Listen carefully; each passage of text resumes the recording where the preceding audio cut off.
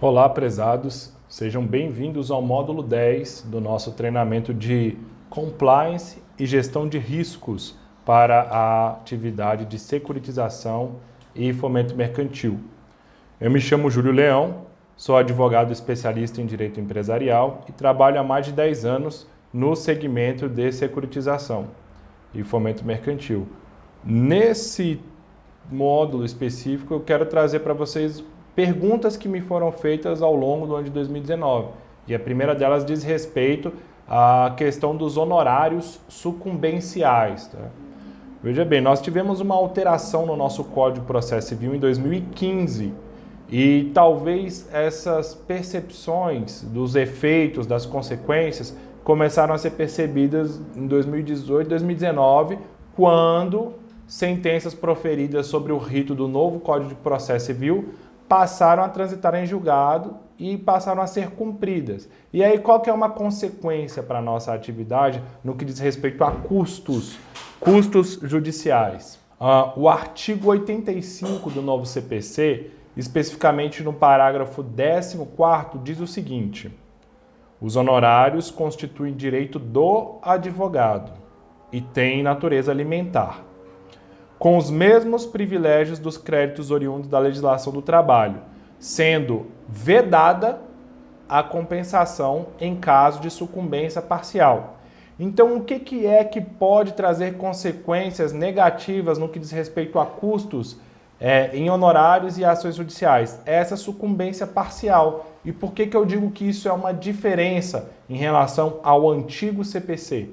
No antigo CPC, era muito comum que quando você tinha uma sucumbência parcial, ou seja, a factoring, a securitizadora, a empresa de fomento, ela tinha razão, de 5 pedidos tinha razão em 3, mas a outra parte tinha razão em 2. Talvez era para excluir taxa e excluir a taxa de juros praticada, ela tinha razão em 2. O que acontecia numa ação judicial? No antigo cenário, nós temos uma sucumbência parcial.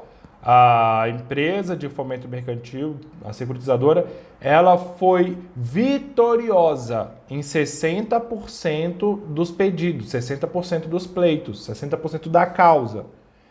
Por sua vez, o cliente, o faturizado, ou talvez até mesmo o emitente ou sacado que esteja numa relação jurídica de lide, né?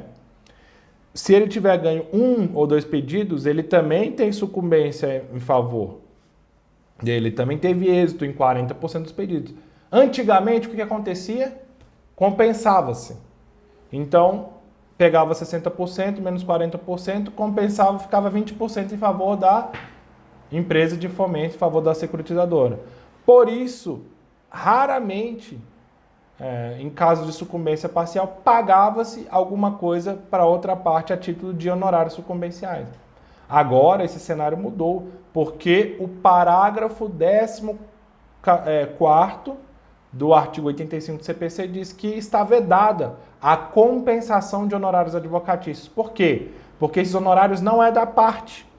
Quando você tem um processo judicial e o juiz vem e faz o arbitramento de honorários sucumbenciais, aquele dinheiro ali não é para você pagar para a securitizadora, para a empresa de fomento, ou para o cliente, ou para a empresa que tem relação contratual de vocês. Honorários sucumbenciais é direito personalíssimo, tá? É um crédito de direito de natureza alimentar do advogado. Então, quem que vai executar futuramente esses valores em caso de sucumbência parcial? Será o próprio advogado.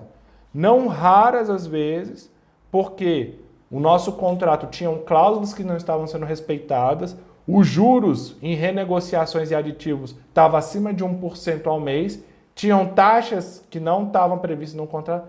Não raras as vezes, um advogado da outra parte, ele terá êxito em ganhar um ou outro pedido na contestação, no embargos à execução, no embargos à monitória ou até mesmo na ação revisional. E aí acaba que o nosso risco, o nosso custo aumenta, porque a gente vai ter que ficar pagando o advogado da outra parte, coisa que até então a gente não fazia.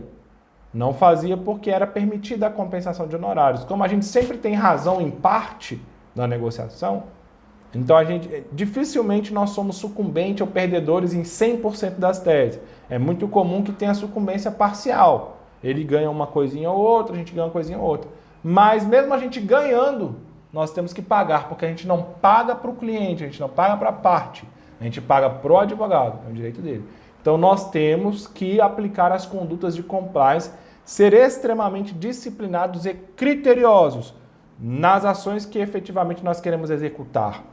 Porque não está valendo a pena judicializar tudo. Está valendo a pena a gente ter uma conduta certinha e preventiva para não ter que judicializar. Porque com a possibilidade de a vedação da compensação de honorários, aumentam-se os nossos custos.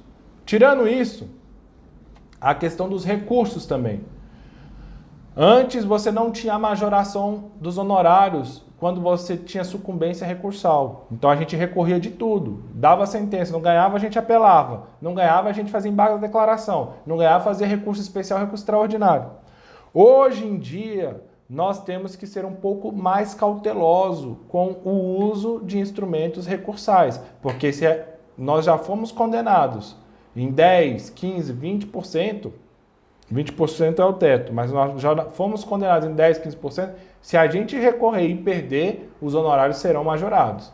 Então, esses são os dois impactos no que diz respeito a custo de judicialização que o novo CPC, no artigo 85, trouxe para a atividade de fomento mercantil e securitizadoras. Não vale a pena ajuizar qualquer tipo de ação, não é qualquer título que vale a pena a gente executar. Nós temos que ter certeza absoluta de que estamos executando um título que cumpriu todas as formalidades legais previstas no contrato e nas regras de cessão de crédito. Então esse é o módulo 10.